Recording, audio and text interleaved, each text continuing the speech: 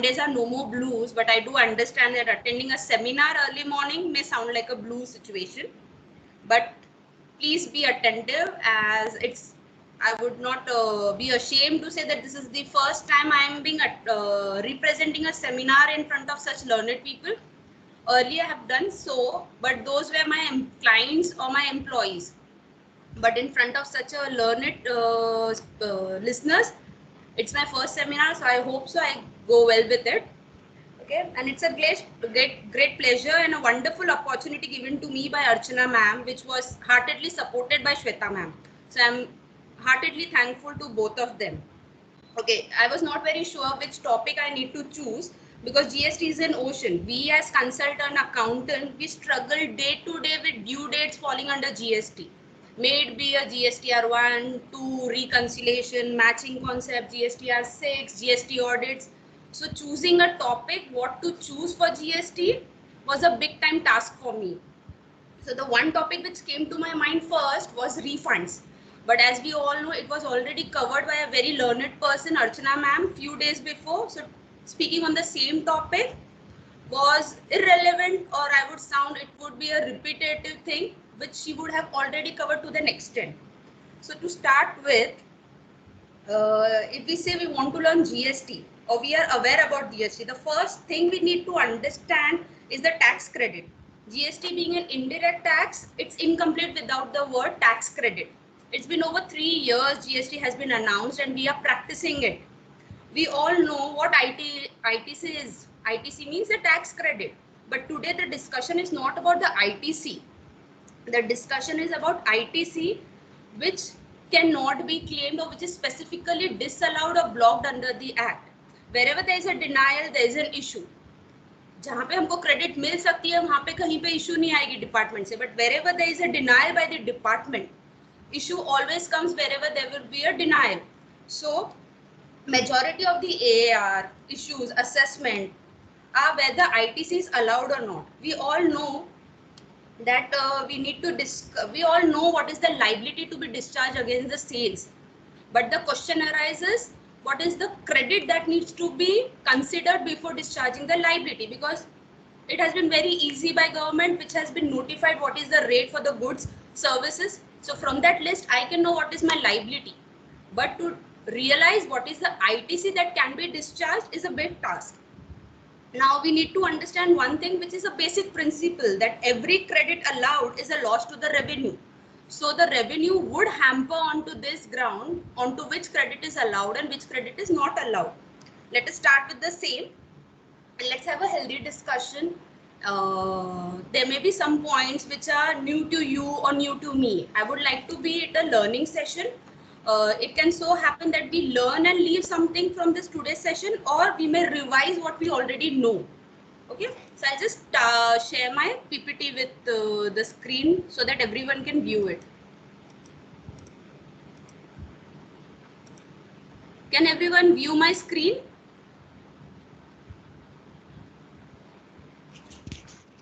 Yes, ma'am. We can. Okay. Yeah.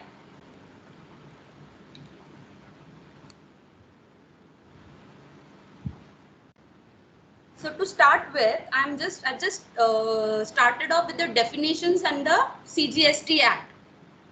Major 5 definitions which I've covered are only about inputs. So what is a capital goods? Before understanding what is capital goods, we need to see what are inputs. Inputs means any goods other than capital goods used or intended to be used by the supplier in furtherance of course of business. If we see our previous law, service tax or VAT, there was one-to-one matching of the credits to be allowed. But under GST, they have widened the scope of credit by including this word furtherance of business. So whatever, if I'm using any inputs which are in furtherance of my business, they would be allowed to be termed as input tax credit under GST. What is capital goods? Capital goods, firstly, it's something which is not inputs, and capital goods are something which are capitalized in my books of accounts for the person claiming input tax credit, which are used or intended to be used in furtherance of course of business. Input service, exactly the replica of inputs. Input services means the inputs, services which are used during the course of business. Am I going too fast? it's okay. Mono, only thing is slide show पे डाल दो इसको. Sorry ma'am. Slide show पे डाल Slide दो show. Sir, slide show. Slide Right? transition नहीं हो रही है. हाँ, because मैं first slide पे ही हूँ, अभी मैंने वही 3 definition बोले. अच्छा, ठीक है. No make it full screen. Full screen. It's on full screen, sir. No no एक नो, sec- वो F5 करना पड़ेगा आपको, फुल स्क्रीन करना पड़ेगा उसके लिए, Okay. बिकॉज साइड में स्लाइडिंग दिख रहा है ना आपका, तो फुल स्क्रीन नहीं है वो नीचे छोटा वो बटन है ना, उसको क्लिक करना पड़ेगा. स्लाइड पे F5 स्लाइड करो. मोड. F5 F5. करो. Is it done, sir? No. Are you on laptop? Monu Yes. ma'am, please press F11. हर एक का अपना अपना अलग अलग रहेगा. F5 F11 It's full screen on my desktop. View में जाके स्लाइड कर दो उसको, स्लाइड शो ऊपर टॉप मेनू में व्यू रहेगा ना, उसमें जाके क्लिक करके स्लाइड कर देना उसको.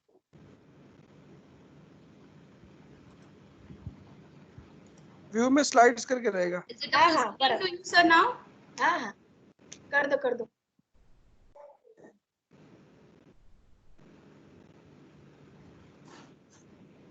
Can I proceed? Yes. Okay. So I just spoke a few minutes before about what are capital goods, what are inputs and what are input services. The definition under CGST Act. Now what is a input tax?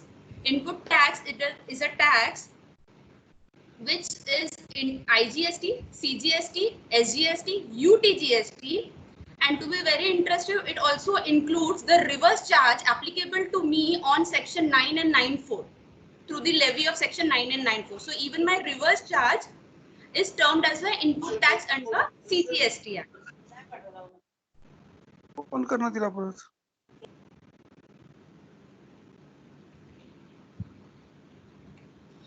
What is input tax credit? Input tax credit means the credit of input tax. So the input tax which is charged to me under IGST, CGST, SGST, UTGST and the reverse charge. It makes, the total of this makes to be an input tax credit for an SSC under CGST Act. Okay. The principle of payment which is defined or which is being laid down under section 49 of CGST Act, it's like the credit needs to be utilized in the following manner. The numbers 1, 2, 3, 4 are to make you understand the sequence. We all are well versed with this particular section, so it would be irrelevant for me to speak more about it. The chart itself explains it to the core that if I have a IGST, I first need to utilize it against IGST, then CGST and then SGST. CGST and SGST cannot be fungible with each other. If I have CGST credit, first I will utilize it against CGST and then against IGST. Same rule applies with SGST. First SGST and then IGST. C and S are not fungible, but IGST, if I have a balance in IGST, it can be utilized against CGST and also SGST. Okay. Now the eligibility to claim input tax credit, which is defined under section 16 of CGST Act. Now, what is input tax credit? Eligibility and conditions for taking input tax credit. We understood what is input tax credit. Input tax credit is the credit which is charged to me on my purchases, maybe inputs, capital goods or input services. Now, what is the eligibility to claim this credit? First thing which I told in the first slide, that the eligibility criteria was extended by using the term used in furtherance of business. So whatever used in furtherance of business can be claimed, but how to claim? I need to fulfill certain 4 conditions, which all 4 conditions are mandatory under the law. First, should be in possession of tax invoice. Second, I should have received the goods and services or both.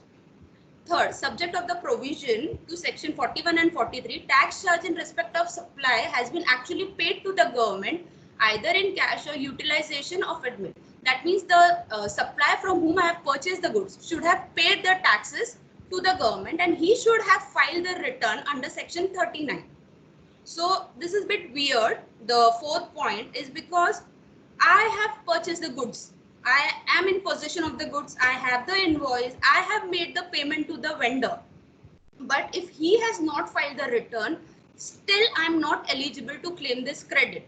That means department is actually allowing or pushing us to follow up with the vendors or our suppliers to file their return. Or is their intention is to make us realize not to deal with suppliers which are doing hawala transaction or which are not regular in terms of compliances. So this is what section 16 says, that if I fulfill all these 4 conditions, I'll be eligible to claim the credit.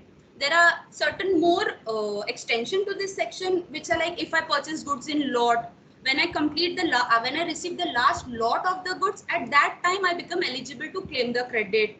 Then if I don't make a payment to my vendor within 180 days, I have received the goods, I'm in possession of the tax invoice, the tax has been paid by the supplier, the return has been filed by the supplier, but I have not made the payment to my supplier within 180 days.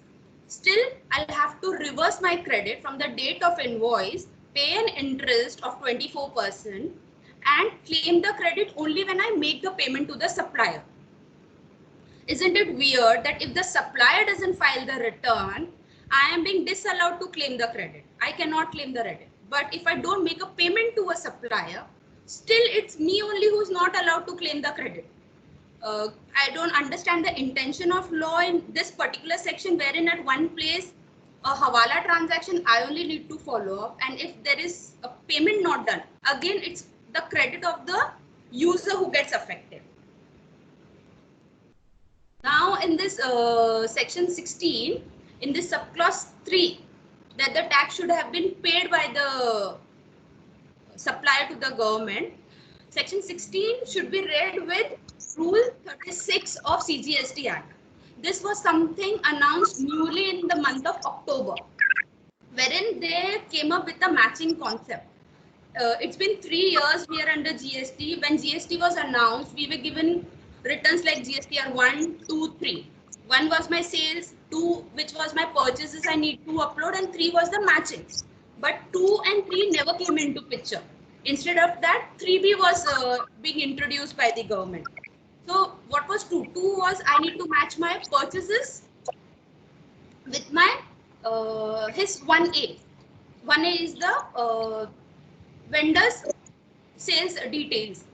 So this rule 36 was introduced first time in the month of October, wherein a restriction was given of 20%, which was later on reduced to 10%. So it was like, if the credit in your books was 100 rupees, but the credit reflecting in your 2A is only 80 rupees, the maximum credit which we can claim in 3B would be 88 rupees. That is 10% over and above 2A. Compare the 2A ka restricted amount with the books, whichever is lower would be the credit eligible. Now, because of this COVID situation, which we all are facing. Sorry to interrupt you, Monu. Yes, can you hear? Yes, your slide is not moving. Yeah, it's because I'm speaking about this slide. Definition. Okay, after definition, it's not moving? Yes, exactly. I'm on slide number 9. Yeah, no, it's not moving. It's not moving. Now, can you see it? No, you reshare the screen. Now it's moved. Okay. Now, can you see slide number 9? But it's not in the slideshow mode. I have done it into a slideshow.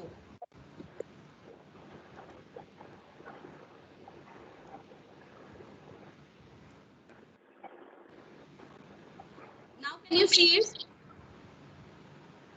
No, I think I'm gonna keep continue because I think some problem is there. उसका slideshow नहीं हो रहा है. Slideshow नहीं हो रहा है इसके अंदर. हाँ बराबर है. Slideshow ना करके उसको small इस पे रख लेते तो आप लोग देख सकते हो अभी? हाँ दिख रहा है. So but it was not moving. Initially it was not moving also. So you keep on slide 9. That's okay. It's moving. So now you can go to slide 9. I spoke about the principle, the way how the credit to be utilized. Then I spoke about section 16, which is the eligibility to claim the credit, the 4 conditions which I spoke. And now I'm on rule number 36, which is the matching concept introduced, wherein the ITC claim is restricted by 10%. Now, due to this COVID situation, considering the lockdown situation, the government has relaxed this provision. Therefore, the GST return relating to the period February to August, ITC as per books can be claimed without considering the ITC as per 2A. This is a short-term relaxation, but it's indeed a very welcome move for the industry and trade, because because of this COVID, the lockdown, many people are not able to file their returns. So many people won't be able to see the credit in 2A. So giving this rule into picture, keeping this rule in force would affect the working capital of many industries. They will have to pay taxes because the other person was not able to file the return due to this COVID situation. So this rule has been kept aside for few months until August. But however, the credit claim has to be matched in the consolidated manner in 2A before filing the September 20 GSTR 3B. As I earlier spoke, every credit allowed is a loss to the revenue, and wherever there is a denial, issues comes wherever there is a denial. So this section 17.5 speaks about ineligible credit or block credits which are specifically mentioned by the department. So let us have a view what are exactly this credit which government specifically doesn't allow us to claim. There are many subsections, subclauses mentioned under section 17.5 like motor vehicles, conveyance, personal expenses, goods stolen, life insurance, works contract expenses. There are many, but my intention for this particular seminar are covering only 2 points, which is a life insurance, health insurance, and goods lost, stolen, destroyed, written off, or disposed of by way of free gifts. Why this two is because these two have came into light more due to this COVID-19 situation. There are many writ petitions filed across High Court challenging some of these restrictions. Several advance rulings have been came up onto this subject. There are many presentations which have came across during this COVID-19 pandemic. Okay, so I first start with the life insurance and health insurance. The Ministry of Corporate Affairs, in wake of COVID-19, had made medical insurance mandatory to workers of office, workplace, factories, and establishment. The decision of government has brought a great relief for the organization, as now organization can take credit on medical insurance premium. Now, this why do we needed this order? So let's first analyze what was 17.5 speaking before this order. Now, if we see what is 17.5 subclause B, it spoke about food, beverages, outdoor catering, many things which was not allowed, life insurance and health insurance, which was part of a block credit. It was only allowed if the same was obligatory or mandatory to an employer under a law being into force. That means if any state or a particular law mandates an employer to take life insurance and health insurance of his employee or a worker, then only the life insurance and health insurance credit was allowed to be taken. Because of this, Maharashtra Ministry of Home Affairs order which came, they said that now every office will have to take insurance of their employees. We just have a view about what was the GST implication prior to this order and GST implication after to this order. Prior to this order, the insurance which was mandated to the employer to be considered was insurance of a factory worker, specified establishment employing 10 persons, covered under establishment and required to provide benefits of employee state ESIC to all employees. In such scenario, the input tax credit can be availed as the government has made mandatory insurance for the workers. So earlier, only the factories were mandated to take insurance of the workers wherein they had more than 10 employees, 10 workers. So the insurance or health insurance credit was allowed to only factory area. But after this Ministry of Home Affairs order number 40, which was issued on 15th of April, it says that now even it's mandatory for the workers, office, workplace, factories and establishments. So they have included the word offices and workplace, which was not the intention earlier. So that means we as a consultant will have to consult our clients that if you start off with into a phase of this COVID-19, if you start with the working environment, you will have to take insurance of your workplace, of your factories, of your employees. Now, if they take an insurance, the credit of the same will be allowed to you because of this MHA order which was issued on 15th of April. So the credit not allowed earlier because it was a block credit. Now the same would be allowed because of this Home Affairs order which was issued on 15th of April. Monu, Yes, ma'am. so basically what we understand is this medical insurance Yes. is now mandatory, right? So, It's now mandatory. So whatever was blocked in 17 bracket 5, just Yeah. because it has been made mandatory, it comes out of the blocked credit list. It only comes out of the block credit list if you take an insurance during this pandemic situation. It doesn't give a retrospective effect for the credits of life insurance and health insurance which was taken in 17-18 or 18-19. As it is 18-19, we have missed the bus because the last date of credit was September 2019 to claim the credit. Now the question arises for 1920. What about 1920? So if it's my opinion that if the insurance or health insurance was covered from April to November, because the COVID-19 situation arose on the nation level, on the world level in the month of November. So the insurance, this is yet to be clarified that if the insurance is taken from April to November, will that credit be allowed, or the insurance covered from November till the date we are suffering from this situation will be allowed? Okay. I think this will come into picture from the day this order has been issued. Yes. Order has been issued in April, but the lockdown was announced in the month of March. So if I have taken a policy somewhere on 31st March for the workers, yes, even though there was no MHA order, can I go and claim it? Because that will have a clause for COVID also. We should get that credit. Why? Because what was the need for me to claim that credit? It was to take care of the health or to ensure the life of my employees or the workers who are working for me during this pandemic. So my intention of taking their life insurance, the health insurance, stays very positive that I intended to save their life from this pandemic. So it shouldn't be disallowed. So my point is coming from the the word mandate. Yeah. So there, as on 31st March, there was no mandate. There was no mandate, but this order came into picture to include the situations extending the office and workplaces also. It was earlier also there. The factory places were allowed to take the credit. Why did they include office and workplace? So that all the employees, all the labor class, all the salaried people, they can feel safe to go to the offices. To save the economy, probably they came up with this life insurance or health insurance scheme कि अगर आपके employer आपका ये life insurance, health insurance लेंगे, which gives me a satisfaction. Okay, if anything happens, my family is safe, or I have a backup. So the intention is very clear that they want to encourage people to go to their offices or to have a workplace, a safe workplace. So it shouldn't be disallowed. But my ambiguity is about the life insurance, health insurance taken from April till November. That is yet to be clarified by the government, whether that credit can also be claimed under this order. Okay, point taken. Thank you. Thank you.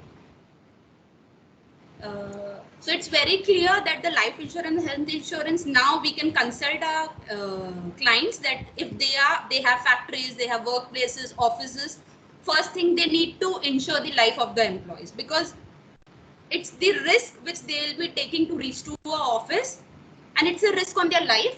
A risk on their life becomes a risk to their family. So it's a obligation or it's a humanity ground. If they take a insurance, it will be a credit which will be allowed to them. Okay, now we go with section 17.5H. Monu, can Yes. you just interrupt? Yeah, will it be an automatic? I think Archana, will it be an automatic? Because there is no amendment, there is no notification in that respect.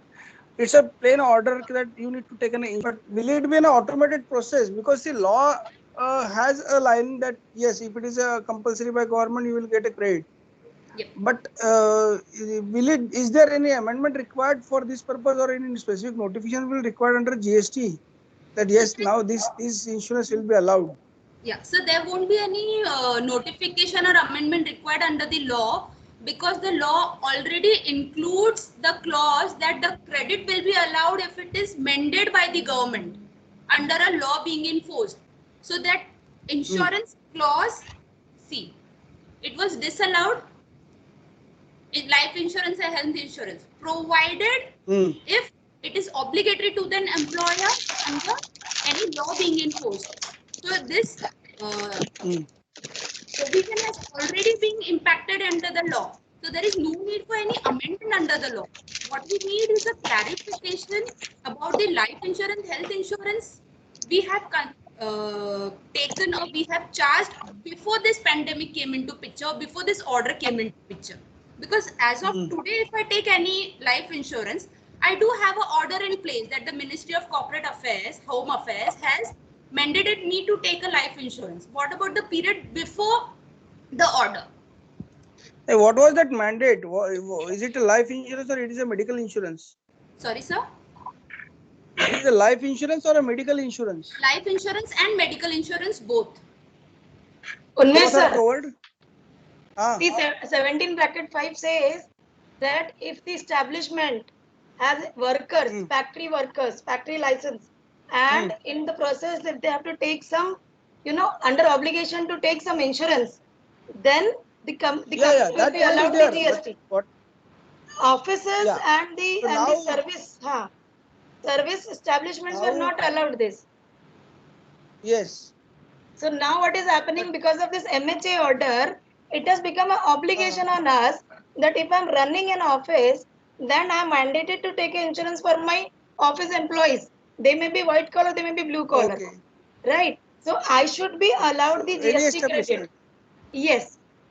All the places, whether it is registered with GST or not, because when the MHA order came, possibly one of my locations is not registered because it has been come out of an exception which has been, arisen because of COVID. I could have hired a warehouse which could have been, in a location which is nearby to my home because I cannot travel due to transport disengagement, right? So it's about mandate. The problem is they have mandated that you need to have an insurance. GST department will take an stand that you have taken insurance somewhere in February or maybe some time which is prior to the mandate provided. After mandate, they have to allow because it is a mandatory obligation. It has come from Ministry of Home Affairs. So as such, they don't need to issue any notification. Yes, they can issue a clarification whether they will allow us from April 19 or they will allow us from April 20. Right, Mono? Okay. Yes, ma'am. Okay. No, but rather, see, the one point is that since there is the details in Act, the details are there in Act, so there is no issue about that. Only thing, there could be possibility that order came late. Okay. But the lockdown started 22nd onward, 24th onwards, basically. Yeah, in the month of mid of March, but the order came in mid of April, almost after a month of the lockdown. So in such situation, in between period will be an issue. So yes, there will be need of clarification. There needs to be a clarification regarding this. Okay. So possibly, Monu, you can tweet to the government and I will retweet it and we can ask for that. Okay, clarification. Now we have a group. Yeah. Okay. Thank you so much. But that covers both, na? Life as well as medical. Those both insurance are covered, na? In the order, yes, sir. Life and health both are covered. So you can read it over here. The section includes life insurance and health insurance both. But now it is mandatory. That means, see, now the question arises, that is the other one. One is taking the ITC. But once you start your office, it is mandatory for you to have the life insurance as well as the medical insurance of your employees. Yes, Are you getting me? This is an obligation before you start the office. Yeah. Sir पैसे भी चाहिए रहेंगे उसका premium भरने को नहीं वो बात वो आपको देखने का है गवर्नमेंट ने क्या बोला है ऑफिस अभी ग्रुप में सब लोग बोल रहे हैं ऑफिस चालू करेंगे हम लोग अभी चालू करना है तो पहले इसका इंश्योरेंस स्टाफ का लेके फिर चालू करो ना otherwise you not then you will be at fault if anything goes wrong then again that issue will come up why you are not taking the insurance because then you will be not following the laws properly na? Because you are opening the office one is sir unme sir it is one is law one is actually it is beneficial because you pay a premium of 1,000 or 10,000 but today the cost of the covid medicines is going into lakhs. In fact it has gone to 10 lakh to 14 lakh rupees. I'm quoting it on the webinar right now. But believe But me, the you are cost is saying huge. you are saying that 14 lakhs rupees our health minister is saying we have done it capping of all these things in any part of the Maharashtra. कहीं भी जाओ आपको वो cap से charging होना ही है. No one नहीं, can नहीं, charge. No hospital can charge all this. It should be see, as per the matters given by them. it's not denial of the government efforts. It's that if you take those medicines, the medicines are costly, the services are costly, plus the level of facility available, it is definitely a challenge. So if you pay some 1,000 rupees or 10,000 rupees as a premium, but if your employee, if by chance, God forbid, is affected, it is in fact not looking at the mandate. Let's look at the social No, benefits no, that you it is a derive out need. of the life It is a insurance. need. There is It's a no need. issue about So, that. My point was that yeah. our CA should be careful before opening the office, that they should get everybody insured and then only start the Agreed, office. 100%. Exactly my point, sir. I think the Yes, intention of the especially- government was to bring a strict law to the employers who are forcing the employees to work. So if you're forcing हाँ your तो फिर employees office to को work, चालू ensure their चालू life, करने के लिए सोचना ensure their पड़ेगा ना. health. Sorry, sir. Monu, we lost you. के पहले ऑफिस चालू करने के पहले सोचना पड़ेगा. इतना पहला पैसा सबका डाल के इन्वेस्टमेंट करके इंश्योरेंस ले लो, उसके बाद ही अगर आपको इनकम अर्न करनी है, आपको सेल्स करना है, आपको सर्विस देनी है, तो पहले अपने एम्प्लॉयज की लाइफ को इंश्योर करिए. That's it. मतलब उसके That बाद is the he intention of the government, probably. Sure good शायद वो इनडायरेक्ट वे में आपको कराना चाह रही है. आयुष्मान क्या हुआ तो आयुष्मान भारत ऑलरेडी अगर किसी का है तो Sorry. आयुष्मान भारत में भी जो गवर्नमेंट ने ये हेल्थ इंश्योरेंस दिया है, अगर ऑलरेडी वो किसी के पास है तभी भी एम्प्लॉय का इंश्योरेंस निकलना कंपलसरी रहेगा कि नहीं? No. If you already have one life insurance or health insurance, it will be covered under this MHA order. You don't need to have multiple. That's your choice per se. That being an employee, if you want to have 2-3 types of insurance for an employee, but if you have one comprises of a life and a health insurance. एक ही life है.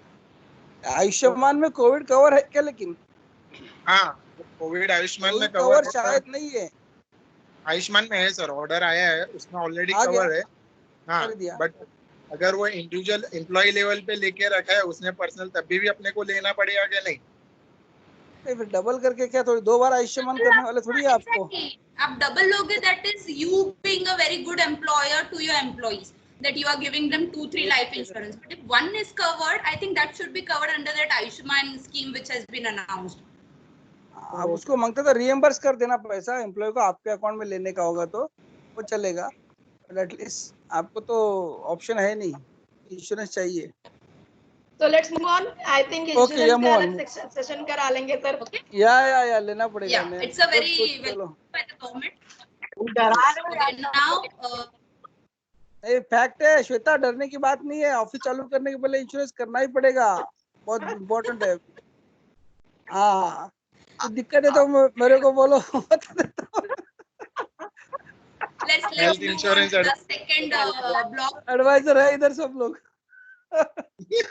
ठीक है. Good opportunity sir.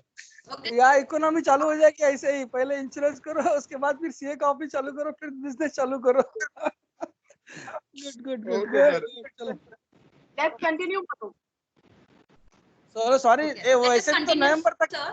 Monu just minute, वैसे भी नवंबर तक तो कोई return file होने वाला नहीं, कोई पैसा आने वाला नहीं है. अभी ऑडिट भी सितंबर के अक्टूबर में हो गया है. अभी आईटी रिटर्न जिले का भी गया है. सबका अभी 6 महीना सोने का है. तो कोई दूसरा धंधा देखो अभी सब लोग पहले, उसके बाद ही यही चलने वाला है. सितंबर अक्टूबर के बाद ही बिजनेस चालू होने वाला है अपना. Okay. Institute should allow CA for the insurance. Yes. So I think we all are blessed to be into this fraternity called CA, because we always pray for the upliftment of the economy. We would never Yes, want a downfall as a CA. Yeah, So we all would actually pray that we come out of this with a success and we all grow towards it. sure 100%. Right, sir. 100%. Yeah. Yeah, Okay, go ahead. so I'll proceed with it. So now, first thing which I covered was the life insurance, health insurance. The second point under section 17(5), which hit me and which wanted me to bring to the notice of all, was the section 5H, which speaks about goods lost, stolen, destroyed, written off, or the free samples and gifts given. These are also block credit. Now, if we speak about goods lost, stolen, destroyed, there are two interpretations: whether the outward supply goods or the inward supply goods. If we speak about that, the credit will not be allowed for an output supply goods. It's a fundamental principle that if there is no output tax supply, no credit will be allowed because it's a loss to the revenue. But when we come onto the inward side for my input services, what if I lose them if they are stolen, they are destroyed, or they are written off? So there was an interesting AR by General Manager Ordinance, which has described what is destroyed. So destroyed would either be destroyed due to a natural cause, a man-made cause, or the destruction during a manufacturing testing process. So under this AR, they have specifically mentioned or stated that the destruction comprises of natural man-made situations such as floods, fire, or expiry of goods are also covered. That means if there is any destruction of inputs during the manufacturing or testing process, say I take an example, I'm a manufacturer of ammonia gas. There is bound to happen some percentage of explosion or evaporation of the gas. So that destruction, is that a block credit? So this AR says no, because if there is any destruction in testing process, it is a destruction during that process. So the credit on that particular portion of my evaporation will be allowed. But the interesting fact is, this is that destruction would include destruction due to natural calamity, man-made situations, or expiry of goods. Now, because of this COVID situation, there are going to be very good amount of perishable items or the goods which have expired due to this lockdown period. So it's the government may hammer on to this point that the credit of these goods will be disallowed. Though this was not under my control, not under the control of an SSE, why he couldn't sell those perishable items? It was because of lockdown period. It was because of a situation. But still, considering this AR, which goes against the natural justice, the credit on these goods may be not allowed due to this current situation. Any discussion onto this point? Monu, thoda और elaborate करो, because see, laws in the normal course of business, operational laws, standard laws, we understand. But then there are cases wherein you know, see, I am talking specifically. Company, we are not. Okay, I understood. What am I trying to emphasize is the current situation which we all are facing is the lockdown situation. There will be destruction of goods during this period because of expiry, because of perishable items which get destroyed, or because of the goods which are not being used on a particular time. The raw material which was supposed to be used, it was not considered into WIP or raw material manufacturing. So that product is bound to get destructed. Now, what about the credit which I already paid to my supplier on these goods which got destructed due to this COVID-19? So we have a AR which states that if there is any destruction during manufacturing testing process, that is not a block credit. That is during that process. But if there is any natural cause, if there is any expiry of goods, then that will be considered as a block credit, as a destruction of goods. So what I'm trying to emphasize over here is the credit will be disallowed considering this AR. The department may hammer onto this, that they may conclude that the input tax credit can be denied on the accountability of COVID-19 on perishable items or goods which got destroyed due to this situation. So this may be a loss to the assessee, but if you see, it was uncontrollable situation. But due to this AR, a support can be taken by the department, because department will always run behind things wherein the credit they can hold back, because each single credit which they hold back is the revenue to them. So that's why I wanted so to. Monu, yeah, I got your point. But if I stretch this, discussion to a level wherein they treat this COVID as an exception, right? Yeah. It's something which is, normally we say it is in the ordinary course of business. So Yes. if we say COVID is not in the ordinary course of business, and therefore the ITC related to these perishable items and everything will not be allowed, the stretch of imagination goes to a very different level. First of all, we don't.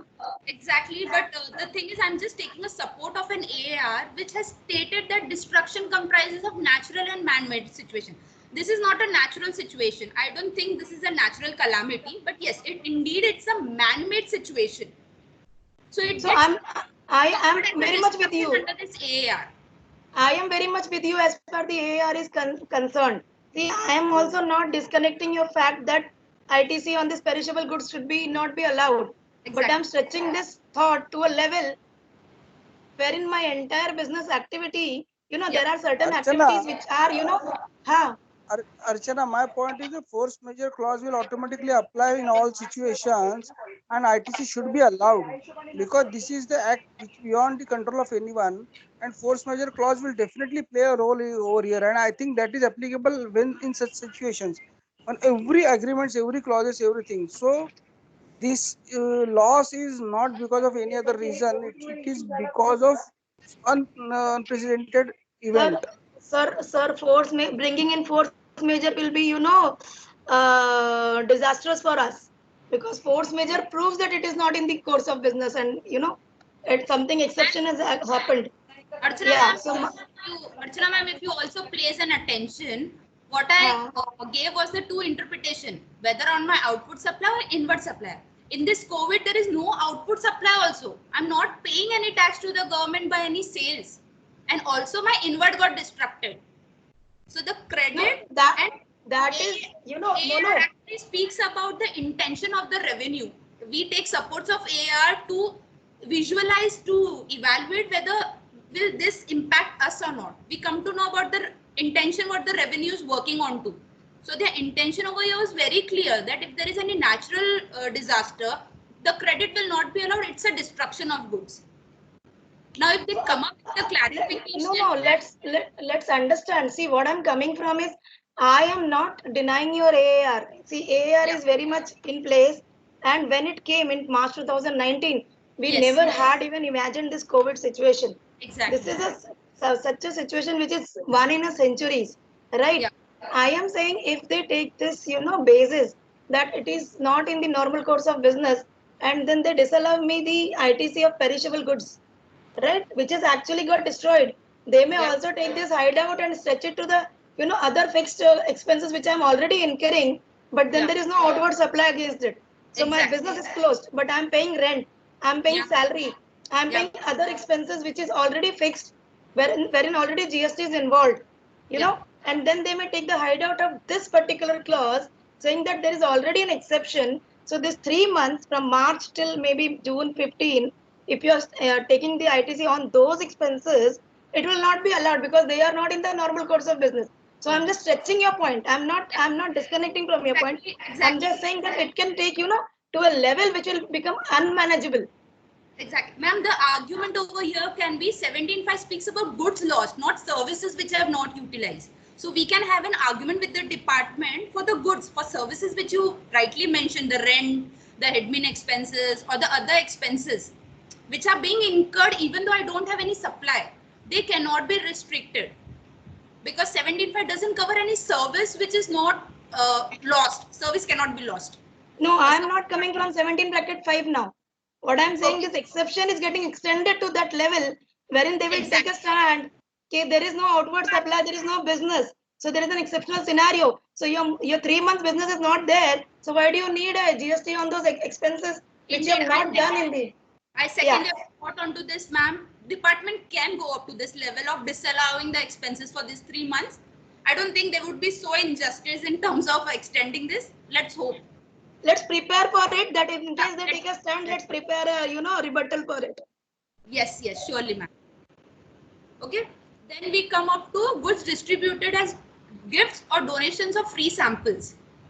Now, what is a gift? A general language or a general trade the lines. A gift is something which I give someone out of love and affection, wherein I don't charge him. It's free, or I donate it to them. Now, there was an interesting AAR by Kerala which says that if there is a CSR activity done by a company, we all are aware what is a CSR activity. It is a mandatory donation kind of thing, mandated under section 135 of the Companies Act, wherein companies need to donate certain percentage of their income to the welfare of the society, a social work kind of. So if they do something for the society, they can't charge them. It's under a mandate of a Companies Act. But at the same time, under GST, they are not allowed to claim the credit of the CSR activities. If we take an example, that a telecom industry or a electrical equipment industry, they donate or they provide free samples to a municipality area for some lights, bulbs or etc., so that they can do a social work by developing the area or by regenerating the area. The credit on the same will be disallowed. This is what that AR speaks.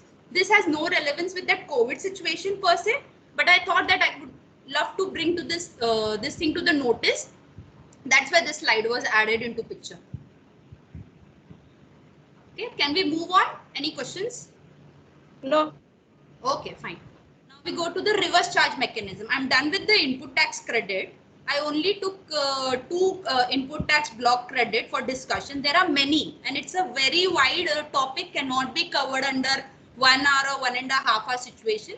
The reason for covering this two was the pandemic situation which we all are facing right now, which is COVID-19. So these two section 17.5, the two subsections are hampering the most. Okay. Now reverse charge mechanism. What is reverse charge?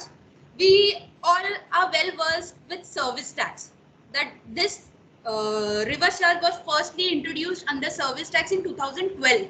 Now what is reverse charge? Something which is forward charge means a person directly charges to me. Reverse charge means he will not charge me, but I'll have to pay from my pocket and take the credit. Reverse charge mechanism was levied in section 9 under CGST Act by subsection 3 and 4. I'm not discussing what is reverse charge, what are the services under reverse charge. I'm just giving a brief idea about it. There were three notifications. Earlier, reverse charge was applicable under GST for unregistered dealers. If I deal with an unregistered dealer, I'll have to pay reverse charge, though there was an exception of 5,000 rupees per day. But then this unregistered dealer ka RCM was taken away by a notification. But we still have specified goods and services under subsection 4 wherein reverse charge is applicable. Now, what are those specified services and goods? They were listed under various notification, notification 10, notification 13 and notification 4 for goods. Now, notification 13 for services, it includes a list of 16 items: transportation, advocate, sponsorship, or director sitting fees. There are many import of service, export of service, export of service. Then under imports, there is a IGST notification which includes the import of service to be charged under reverse charge. Section 9 includes goods. Now, what are those goods? Those are cashew nuts, then leaves, yarn purchased from an unregistered agriculturist. These are certain services and goods listed under reverse charge through various notification under section 9. What is the time of supply for reverse charge? Section 12 and section 13 speaks about the time of supply for goods and services respectively. Now section 12 subsection 3 speaks that the time of supply for reverse charge for goods would be the date of receipt of goods, the payment made to the vendor, or the 30 days from the date of issue. Whichever is earlier will be my time of supply for goods. Time of supply for service is the same. Either the payment entered in the books of accounts made to the supplier, the date immediately 60 days after the date of invoice, or the date on which I book the entry into the recipient's book. Now, why am I discussing the time of supply of goods and services? Is if we see section 63 or 263, I'm sorry, I forgot to mention over here. It was 263, which is the definition of input tax credit. It includes RCM as my input tax credit. They have specifically included RCM under clause B, that any tax levied under 9 and 4 will be included as an input tax credit. Now section 16, which gives me the eligibility criteria for my RCM.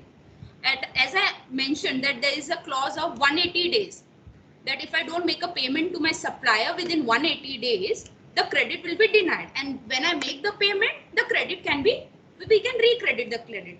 But this particular section proviso specifically excludes the supplier or suppliers on which reverse charge is applicable. Means if I take a service from an advocate and if I don't pay him for 180 days, I'm still liable to take the credit if I make the payment to the government.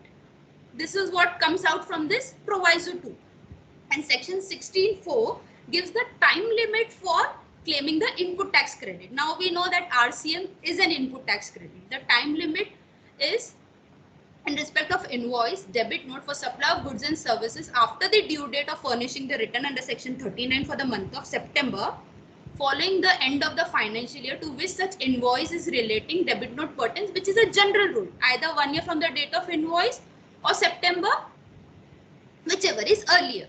That means my particular invoice ka credit I can claim till for the financial year, say take 1920, I can claim the credit till September 20. Why am I emphasizing more on RCM, that what is the payment, why ITC is? I have a question. Here the question is, what is the time limit to claim the credit under RCM? We take an example. I paid during the audit of 18-19, which is going right now. I come across certain expenses of financial year 18-19. And I ask my client to make the payment कि ये तो RCM है, आपने इस पे payment नहीं की, अभी आप उसकी पेमेंट कर दो. अभी क्लाइंट मुझे पूछेगा आप 18-19 की पेमेंट आज करवा रहे हो, क्रेडिट मिलेगा क्या? So that's my point. Is the credit allowed if we make the payment today during the financial year 2021? Now we'll have to, for answering this question, we'll have to go to 3B, whether 3B is a return. There was a notification issued, notification 10 on 28th June, wherein it was clarified that 3B is a return under section 39. Immediately after that, exactly a month after that, government came up with a notification 17, wherein they stated, no, 3B is not a return under section 39. Then there were quite representations and something going on. Then after almost 2 years, government came up with a notification number 49 on 9th of October, wherein they amended the rule number 61 to include 3B as a return with effect from 1st July 2017. Now, why was all this happening with like 3B return क्यों है या नहीं है? Why was this question into picture? Firstly, 3B was never introduced into the act. The returns which were included were GSTR 1, 2, 3, which were the returns under section 39.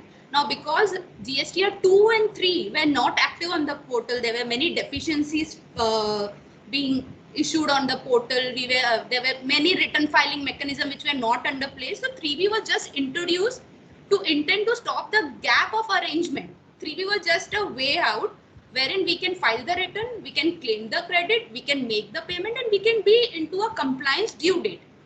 Now, it's clear that after notification number 49, government made it clear by amending rule 65, sub rule 5 and 6, that 3B is a return under section 39. So now we all are aware that how can a credit be claimed? The credit can be claimed only by filing GSTR 3B. We cannot claim credit by any other mode without filing 3B. Audit में भी claim नहीं कर सकते, या there is no other mode to claim. जैसे DRC 03 tax भरने के लिए specific फॉर्म है. There is no particular form wherein अगर मेरा कोई credit ले रह गया है 3B में लेने का तो वो मैं अभी ले लूँ. No, you have to claim your credit to 3B. Now what is my credit? My credit includes my RCM. Here if we go, 16.4 speaks what is the time limit for our credit. The time limit is one year after the date of invoice or September, whichever is earlier.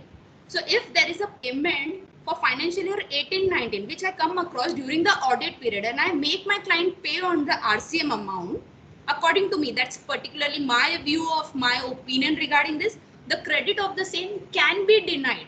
Indeed, the RCM credit is eligible only after the payment is done to the government. That time of supply speaks, but if I make a late payment, interest is applicable, but that doesn't allow me to take the credit after the lap of the year. Like for 18-19, the last date was September 19, which is gone. So if we make client pay any credit, RCM credit during this audit period of 18-19, according to my personal opinion, this can be disallowed.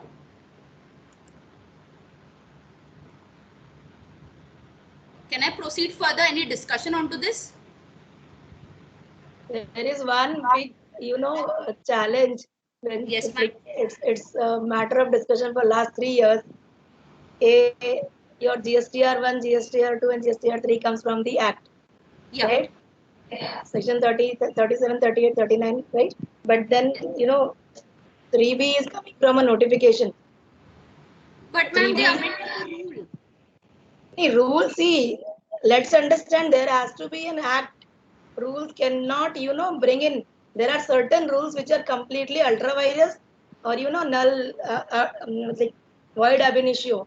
They have been brought in because the rulers don't know what their rule is supposed to be and what act is supposed to be. Exactly. 36(4) itself is challenged in the courts.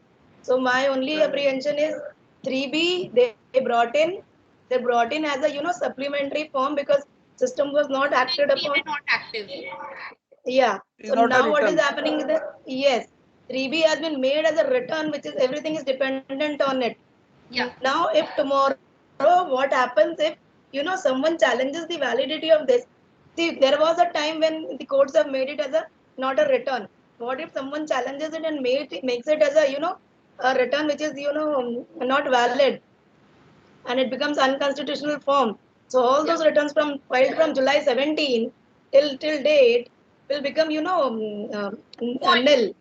Yeah. Yes. Void. And second point is all my refunds are getting rejected by the department saying that the due date for 3B has expired.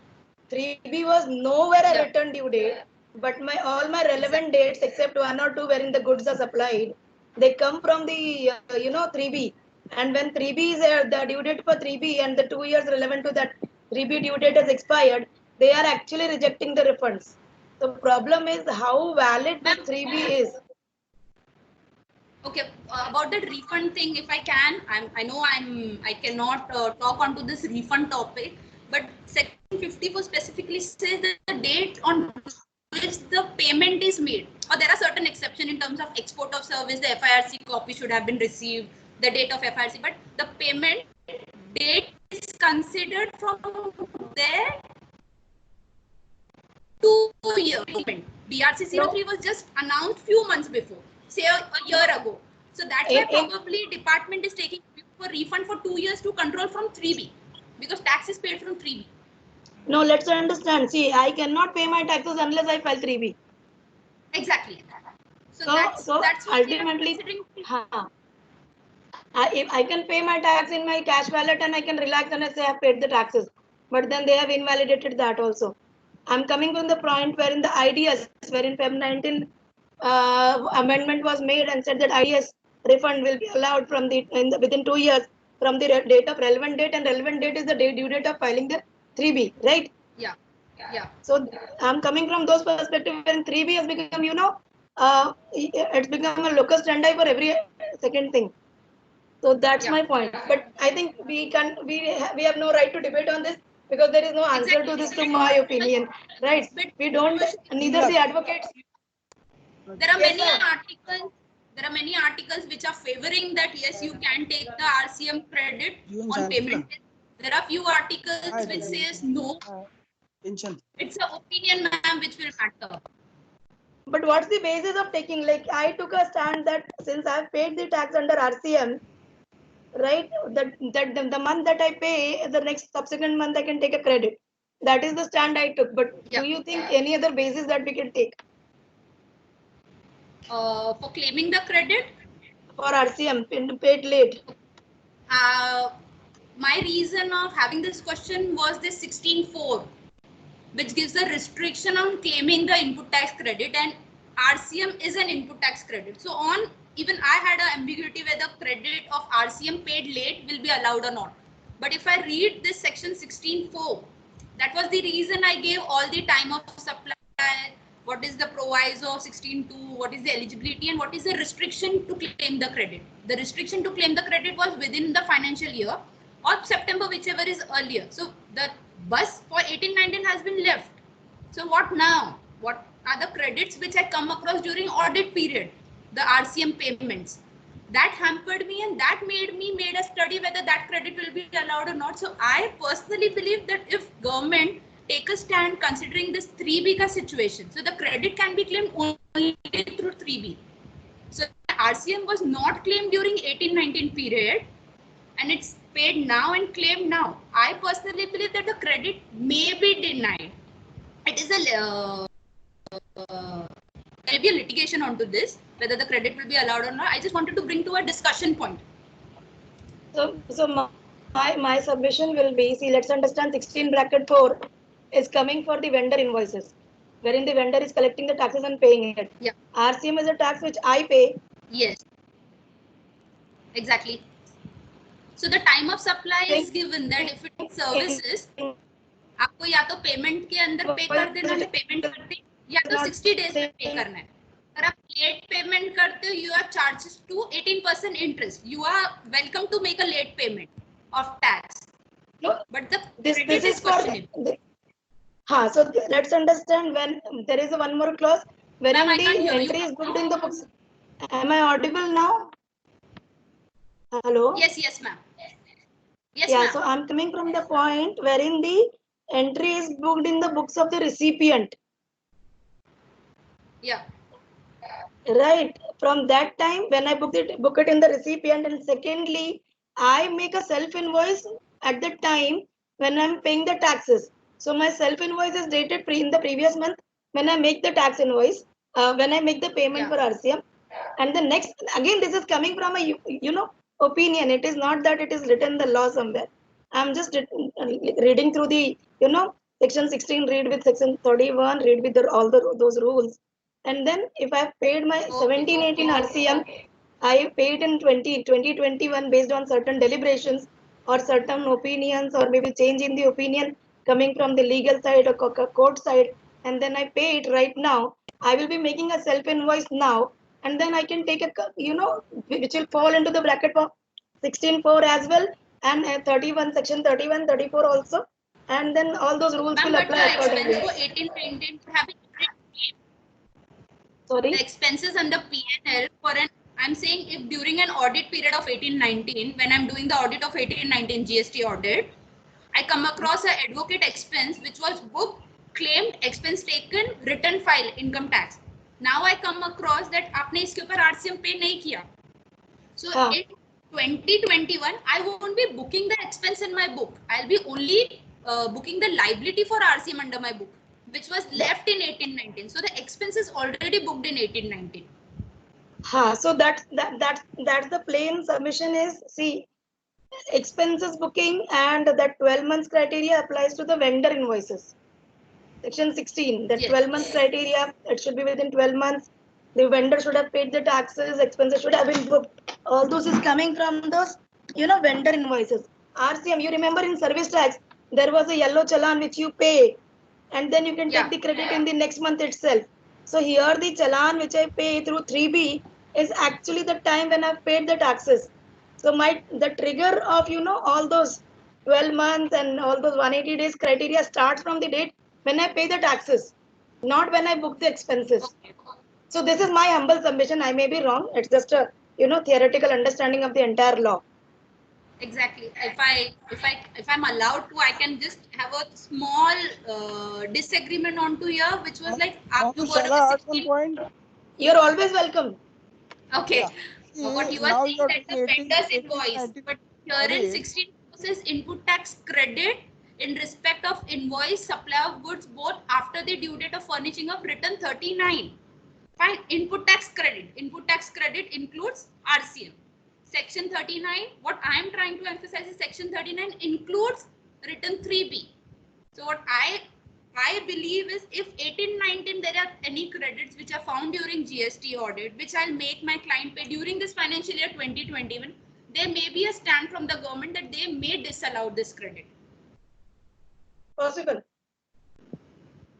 Yeah, now I think one point we can do over here while doing the audit. Okay. Yeah. See, instead of after report making the payment of DRC3, you pay before completing the report. Let the party pay the DRC. Once you identified certain RCM amounts to be paid, okay, you first make the payment of that, and then it is like a report will be prepared afterwards, finalizing the report afterwards. Before that, you need to pay the DRC3, make the payment through DRC3 and take the credit in your audit report itself. So audit report where we cannot claim the credit. No, credit can be claimed through 3B. You show it in the report itself, ना, that ये payment already DRC के through report finalize के पहले हुआ है आपका payment. in that respect. Are you getting my point? जैसे हमारा VAT audit में हम क्या करते So थे, that- जो difference आता है, are you getting me? In VAT audit report कि हमने जो भी queries निकाली उसकी सर वो liability ठीक है, बट निकाली टेबल नंबर 6 में आपका आईटीसी ऑटो पॉपुलेट होकर आता है सर 3B से. We cannot बराबर है. edit the ITC in audit. It आपके gets रिमार्क auto में तो populated. So if it's never claimed in 3B, it's lost. Either you make the payment to DRC 03 and claim it into the next 3B which comes up after the audit. And next 3 stay में तो for a claim करना ही है, litigation. Definitely claim करना है. That is not the issue at all, क्योंकि वो adjustment तो 3B के थ्रू ही होने वाला है. That is okay. That is Yes, a well sir. taken point. But the point is that in your audit report itself also you can, I think by note, is there any last point पे कहीं है क्या उसको noting के लिए कि how much payment has been made through DRC? कहीं reflection है उसका? Can we have some? No, there is points no. that- No way we can show that No, so there payment. DRC का तो दिखाई नहीं सकते हम लोग, कहीं पे भी नहीं है option. नहीं है सर Then ऐसा credit claim करने का for then the the only payment. option to go in the 3B, in the next month 3B, whatever your payment made, you can go in 3B. That's the only Yes. option. And I also agree with Archana ki, see, there is no bar in claiming that RCM credit subsequent return when you make the payment. Next month you can do, because that time only you will be invoicing it. That is a self-invoicing will be done at that time only. You will be paying in interest also if it is a late payment because the expense are booked in somewhere else in the month of last year.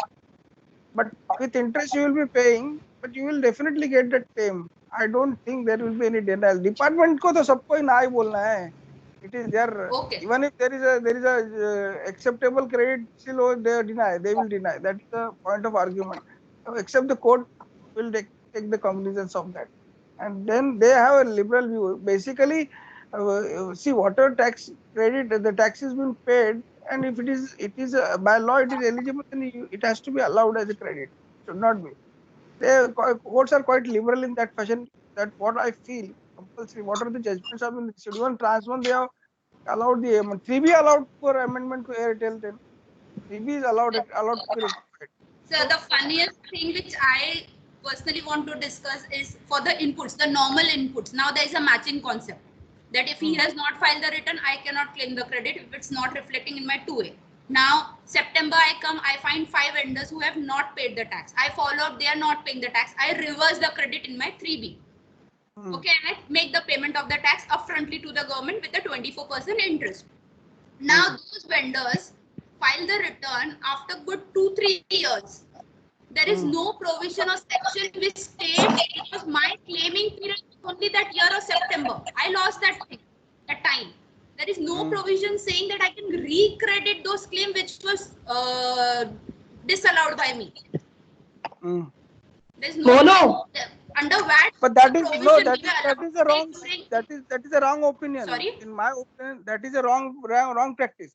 See, for claiming the credits, if all the criteria have been fulfilled, and if you have the invoice, if everything is there with you, you can definitely you have made the payment, then you are entitled for the credit. Whether the party has paid or not, that is a separate thing. There is a condition that the return should also have been filed by the supplier But under that 39. everything is okay, but you see various courts have also taken the opinion that it is a matter of department to see that it should be filed and the return should be filed and tax to be paid by the other opposite side. I don't have that jurisdiction to go over there and do that. Whatever I supposed to do, I already. In fact, in this last audit also, we have taken the credits, even if they are not been reflected in the system, 2A was not matching. Based on the documentary evidences, the taxes paid by our party, we have claimed the credit for that amount.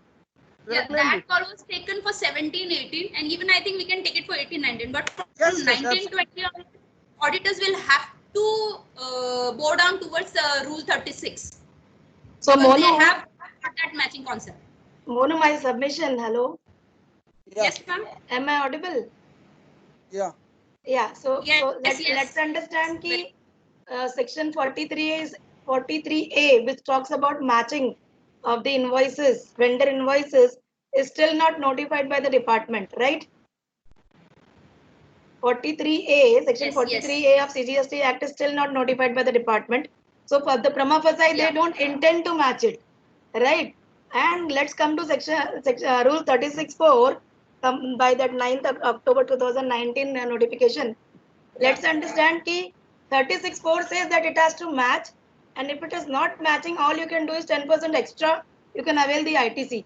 Yeah. Entire law and entire rules, and to my opinion and my information, does not talk of reversal of the credit. If I'm talking rightly, though no section or no law or no notification says that if it is not matching with 2A, you need to reverse that credit.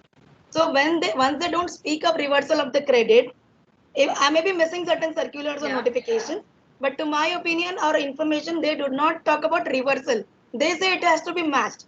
And if they do not talk about reversal of the credit, reclaiming of the credit cannot be discussed, right? See, 180 days they talk about reversal. Yeah. They are very specific in the proviso. In the proviso to section 16, they say there has to be 180 days limit to pay the taxes to the vendor. If you don't pay, you reverse it in the next return, and then once you pay to that guy, you reclaim it, right? You can, But yeah. yeah, for 2A, none of the circular is talking, or none of the notifications of the law is talking about reversing the credit. They all say matching of the credit. If it is not matching, so if it is not matching, they do not say reverse it. They only say you need to match it, or you can claim 10% or 20% extra. If it is not matching, then ma'am, it's not an eligible credit as per section 16(2). No. It is a restriction. It is a 16(2) is restriction. talking about payment of taxes by the vendor. GSTR 2A is coming from GSTR 1. Right. So GSTR 1 is the eligibility of the ITC. So my ITC is not eligible if it's not, the vendor has not filed the return 16(2). So he may would not have filed 3B, but he would have shown the filed the GST. There are many cases wherein the vendors are filing GSTR 1, but then they are not paying the taxes in 3B. Let's understand today till date 30% of the vendors, clients have, these tax dealers have not filed their returns, but they have very clearly filed their GSTR 1 because that reflects in the 2A portal and they get the money. So there are people who file GSTR 1 very religiously, but they don't file 3B. 16(2) talks of payment. Sorry, but still it becomes an ineligible credit because the tax is not paid by the supplier. Section That's what I'm 16 saying. No. See, if it is only file if it is one. no, ineligible credit has to be defined. They come with 17 bracket 5 blocked credit. They come with the ineligible credit in all those sections. If they say it is ineligible, they have to mention. All they say is it has to match. They are not saying it is ineligible. Ma'am, can I just bring to your notice this section 16(2)? It says possession of invoice, goods must have been received, the party should have paid the taxes and return should have been filed. So even if you only file GSTR 1, one condition is not fulfilled. He has not paid the taxes to the government. Now if he has only filed 3B, not filed 1, it's not reflecting in my 2A. No, that's what I'm saying. Let's understand both the returns are different. Had it been GSTR 3 and GSTR 1, I could have understood this section. GSTR, that's the reason I debated with you first for 3B, whether 3B is a return or not. That so now come to by including rule 61. And please understand, I'm not debating with you. I'm so sorry to use that word. I'm just yeah. So understand, GSTR 1 is a separate return, and GSTR 3B can be filed without R1, and R1 can be filed without 3B. Both are independent returns. Both do not talk to each other also. Yeah. Right. So understand, if there would have been a intention of government to saying that it is an ineligible credit, it has to be reversed, then they have to categorically mention in the circular or the notification or the section. 43A is still, it came in August 2018. Parliament passed 43A in 2018, but they have still not notified. Still after Parliament made certain notification amendments, and February 2019, they bought those notifications. 43E is still not notified. Reason is because they know that there is an ambiguity in their system, there is ambiguity in their laws. That's the reason. So there is nowhere mentioned that if it is not reflecting in 2A, it is an ineligible credit. That they have to categorically mention. I cannot assume. Secondly, if it is an ineligible credit, then again they don't mention about reversing it. They only talk about matching it. So as an auditor, I am supposed to give an observation that 2 lakh rupees claimed as a credit. However, 1 lakh rupees is not reflecting in 2A. So the client is advised to take observations made. But whether should we ask them to reverse the credit? I do not think so, because neither the department has taken a stand of making it as an ineligible credit, nor they are asking you to reverse in any of the notifications, nor they are asking about reclaiming it. Number So 8. let's Over there is a thing of ineligible credit. So ineligible credit has to be defined. It can't be taken as an assumption. The credit is not reflected in. Your voice is Exactly. missing. So just we need to give a note to a audit report and allow the credit to the client. As an auditor, we can only observe, we can only suggest. We have no right to ask them to reverse that. Understand? We are an auditor. We have no Yes. right to make any, mandate to the assessee. From day one, I take this stand. When you don't have a stick, you don't have a carrot as well. Both the sides you cannot. You cannot ask them to, you cannot tell that they should reclaim the credit. As an auditor, you observe something, you mention and you move on. Okay. Fine. Thank you so much, ma'am, for this clarification. Okay. My submission, please do not take it as a mandate. No, but it's an open discussion. Yep. It can be taken as a suggestion or a clarification, ma'am. Thank you so much for that. Then we move on to the next slide, which speaks about, there are many services I mentioned which fall under RCM. One of the interesting services, RCM on they both speaks ultra virus that the remuneration paid to director will also be considered as RCM under GST. But what if we go on to a detailed analysis, executive directors under company law are employees of the company. So they are liable to a remuneration. RCM should be applicable only onto the sitting fees or onto the non-executive directors. That was just my point for discussion. That these two AR are ultra virus. In employee-employee relationship, there is no GST. So these two goes a bit against to schedule number 3. Other issues which have just tried for discussions where, like, if a person becomes eligible or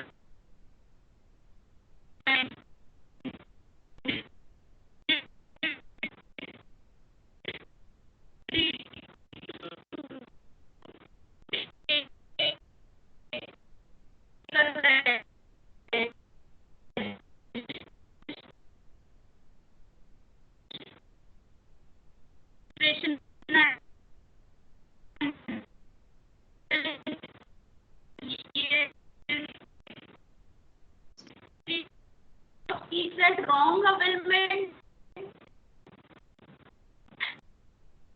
and if there is a wrong availment, the penalty should not be levied. So a reliance can be placed onto this system for GST also. Can everybody hear me?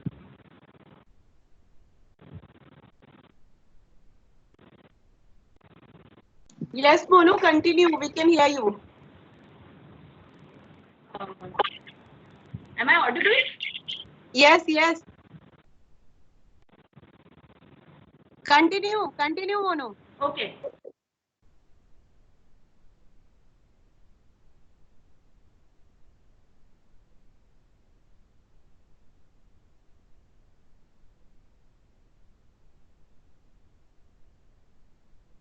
So I'm actually done with the. I'm done with the seminar which I wanted to. It's interesting that I'm really very happy that I learned many things from the learned listeners which were listening me. It's a bit honorable situation. Okay. You can ask if any questions. Yeah. If anybody has any questions, they are heartily welcome. Just check the chat room also.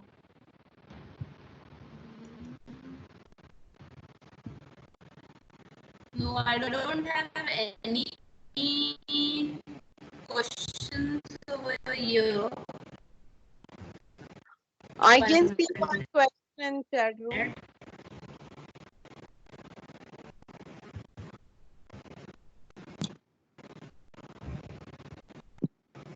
Monu Monu के साथ network issue है क्या? मुझे अभी उसकी आवाज नहीं आ रही. हाँ थोड़ा आई थिंक ये हुआ.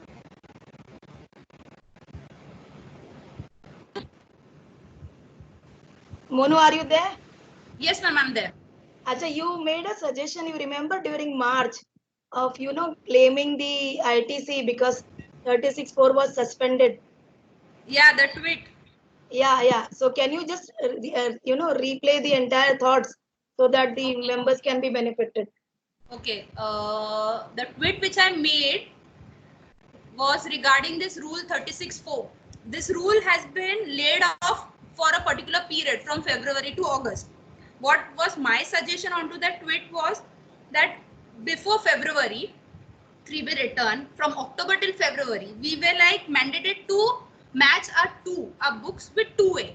And if the 2A is less, maximum 10% over and above the 2A, comparing the same with books was allowed to be claimed, the lesser of the both. So if there was any credit which due to this formula we were not able to claim, we in a sense the client was not able to claim for the period October, November, December, January, 4 months. So my planning onto this rule was because now this rule is not applicable for my March and February return, February 20 and March return. The credit which we were not able to claim from October till January period is the credit as per books. It is the eligible credit. We have the invoices, we have done the payment, all section 16.2 has been complied with. But what happens is because of 36, I was not able to claim the credit, and because now 36 is not into force for this particular period, the credit lying in the books on March, which was no comparison between.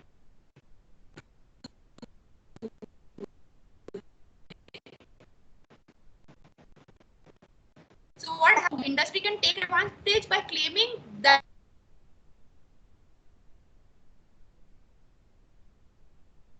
I discussed this with Archana ma'am. I discussed it with some.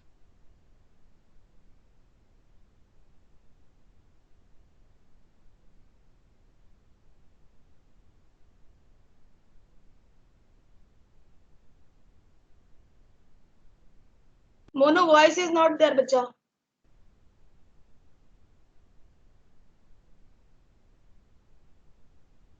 Can you reconnect? I think there is some disconnect.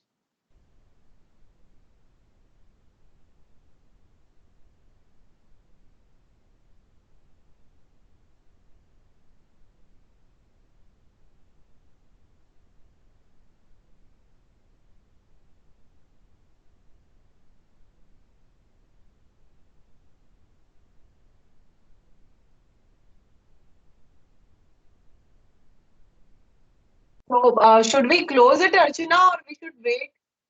I think we are not able to hear her. Possibly network issue. So let's have a, or should we wait for a few minutes, 1 or 2 minutes? Because one point that she's mentioning right now has been really beneficial to every one of us. So I just wanted her to, reiterate the entire thing. It was basically 36 sports suspended from, February to, yeah, 1 second. No.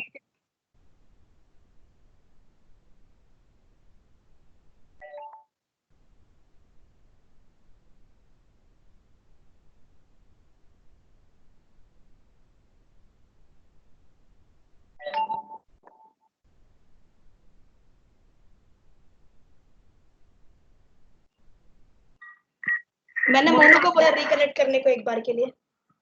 So she is reconnecting again. Okay. So let's wait for the two. This is a very important, a critical point and beneficial to the SSC because from October 2019 we have not been claiming the ITC, which was not reflecting in 2A. So what was happening is more than 30% of our ITC was not coming in 3B. Because of Yes. suspension of 36(4), she made a very valid point that when we can bring this 30% which has been left out from October in our books, get our 2A match, and in case still something is pending which we can claim in September. So, Okay. Mono, are you there? Yeah, I think still the voice is not audible. Ma'am, you can continue. I think I had discussed that with you, so you are also well into it. If I'm not able to be audible, can you please take my voice and You are audible, you can speak. Now you are audible. I'm Now you're audible? audible. Yes. Okay. Okay. What discussion or what a tweet I did on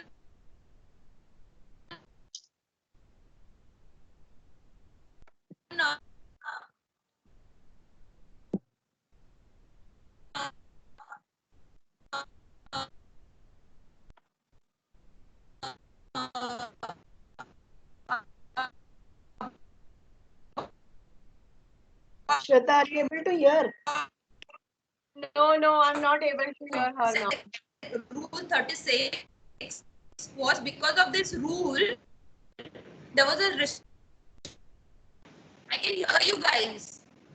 But your voice is, bit, missing in between.